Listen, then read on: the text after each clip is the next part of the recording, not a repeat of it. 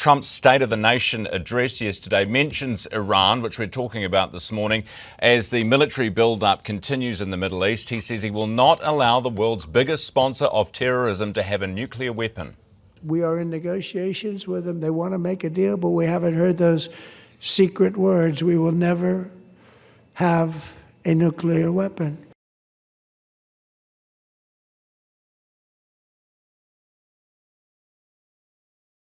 و در رابطه با گفتگوها هم چشمانداز خوبی رو می‌بینیم انشالله فردا در جلسه‌ای که باز آقای دکتر عراقچی در ژنو خواهد بود این روند رو تلاش کردیم با Right, back home now, where a war of words seems to be breaking out between New Zealand and Iran. This after travel bans were slapped on 40 senior Iranian officials after that violent crackdown on protesters. The Foreign Minister Winston Peters says thousands of people in Iran have been brutally killed and their right to protest has been ruthlessly violated. But last night, the Iranian embassy fires back. They're now accusing our government of misinformation. Winston Peters joins us live this morning. Minister, good morning. Good morning. How do we know, I mean, these 40, including cabinet ministers that you've mentioned, where do we get our intelligence about their involvement? From a wide range of sources that have been totally reliable thus far. They have said it's misinformation. Well, that's the kind of thing some countries like Iran will say in attempting to have excused the totally inexcusable. Tens and tens of thousands of people have been literally murdered and have been subject to an awful crackdown, which is going on as we speak. And they want us to turn a blind eye to it. Well, we cannot, we will not. What else should we do about it, do you think? Well, we're doing whatever we can from this part of the world. We're making sure that those who are most responsible are held to account. That's why we've increased our reactions against them.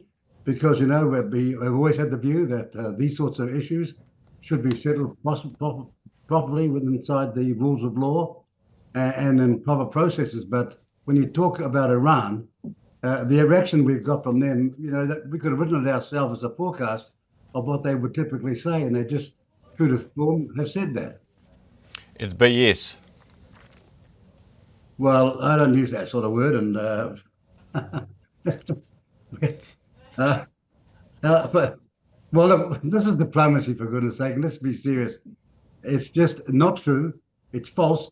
They have had so many proxies for terror around the world that they've supported, including the operations in Australia, that we have to take action as best we can with others.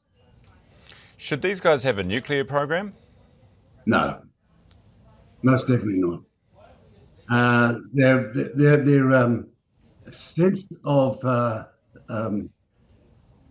sort of ownership of the right to do what they like in circumstances which other countries understand, even, you know, countries who are nuclear weapon countries know that there's a certain measure of standards, a certain measure of rules, a certain propriety about, for example, the mutual ownership of and handling of this matter. Whereas in the case of Iran, I think the fear, and it's in the Middle East as well, they seriously think that if they were to get them, they would use them. So we need to make sure they never get them. If it came to it then, and the only way to do that was Trump and the military action, then so be it. Well, again, look, you're asking a small country way out in the West Pacific to step up and have a view on certain things, and we do have them. But that's as far as we can go as a country. We join other countries in the United Nations and elsewhere in other meetings to ensure that our voice is heard. But on this matter, if it should come to war, that'll be a disaster. But sadly, that's a highly potential now. Highly potential. What's your message to any New Zealanders in Iran? I'll get out. And, you know, this is the second time. We had a major effort from Foreign Affairs recently, or, you know, a few months ago, to get out as many as we possibly could. We put all the effort into it. We sent a plane right to the borders, only to find that when we got there, a piece had broken out, or the threat had broken, and so we just turned the plane around and came home. But New Zealand taxpayers and New Zealand government and New Zealand people have made enormous efforts to help our people over there. and they should do their best to find a more safe place to be in the meantime. Have the Americans spoken to us? Have you had conversations with your colleagues about their military action, potential military action? No, we have not had the kind of talk that you were hinting at, where we might know what's going to happen next. No, we have not. Hey, on the free trade agreement with India, Minister, have you had any updates, any further updates from Todd McClay or others on that, any of the detail? Oh, look, all I've said is when the detail is known, we can more make our own judgments. There's no use you and I having this debate, what's in it, what does it mean? When the document's out there, all I'm saying is that the view that was espoused by the Indian Prime Minister Modi, by their Trade Minister Goyal, and the view that's been espoused by me are one. And what we're hearing from others is something else. So let's find out the detail when the document is fully released. I see that Chris Seeds presented his credentials to the President in the Oval Office, which is great news, good to see. When are we going to get an ambassador coming the other way? Well, very good question. He's been chosen, but he's got to go through the process. He was chosen months ago, and that's how the drag can happen in American and congressional matters like this. I don't know when, but he has been named. Oh, so it's not official for him yet? No, he hasn't been approved inside the congressional process. All right, well, we'll have to wait and see on that one. Hey, the other thing I wanted to raise with you, I saw come out yesterday, was the quarterly action. I see the Prime Minister's dropped his quarterly action plans, and I know you weren't a massive fan of them. Are you pleased to see the back end of them? How do you know that? You told me. Oh, well, I saw that in the past government, these quarterly plans up on the dashboard and all this action, and I thought, no, there are fundamentals in this business where our job is to take those fundamentals that the people are most concerned about and fix them. The dashboard was never going to do that. So good thing they're gone. Good riddance. Yeah, thank heavens for that.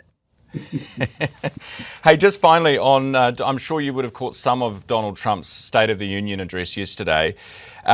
He's got a difficult job politically to do because, he's got some polls that aren't looking that good, but he's got an economy that he's trying to sell and he's got midterms coming. What did you make of the address? Well, it was long for a start. It was very, very colourful.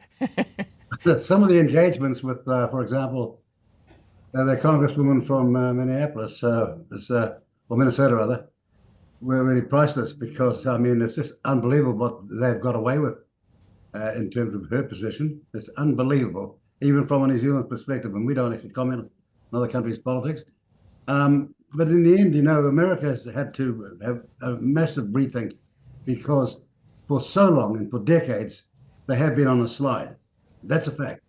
And his job is enormously difficult. I don't take sides because, we have to govern with Democrats. We have to govern with Republicans time after time. And in the end, though, it's all over to, and I hope our New Zealand voters know this, it's all over to the American people. It's their democracy, not ours. Winston Peters, appreciate your time this morning. Thanks for being with me as always.